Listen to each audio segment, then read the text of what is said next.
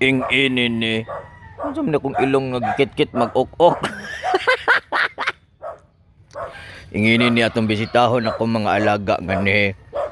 Just wanted to tell you, andito sila sa likod. Ang mga amo iro na mo nga si si Buknoy. Kumusta ka na, Toy? Muna makagnog iring.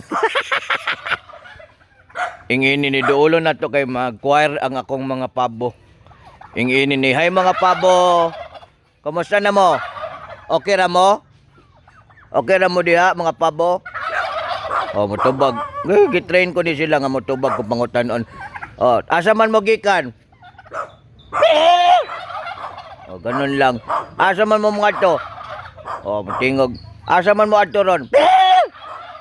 Ayun, diba? Sabi niya. Oh, dodoolin ko muna sila. Oh. Kasi yamahan ninyo. Pila mo kabuok? Oh, unom sila kabuok. Inginin ni. Asa man mo adto ron? Dito daw sa kanto. Kanto. Oh, kasi pila asan yung anak? Ay, di na mo tingog. Kasi inyong leader. Kasi leader ninyo. Asa ka na nakaitom, nakaputi?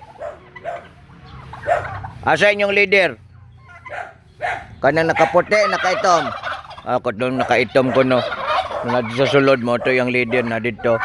So, asa inyong mama?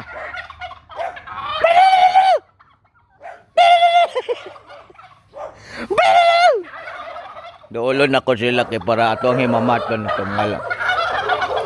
Kumusta naman mo din eh? Unsay tikalon?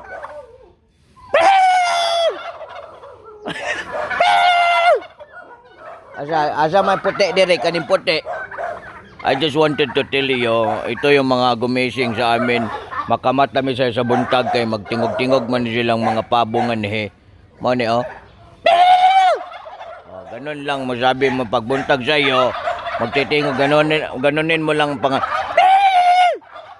ganun ang tingog niya. Ganun di ba? Ready sing.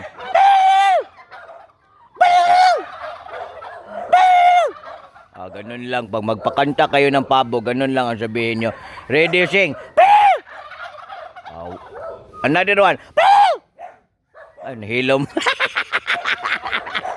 Nahilom. One more time.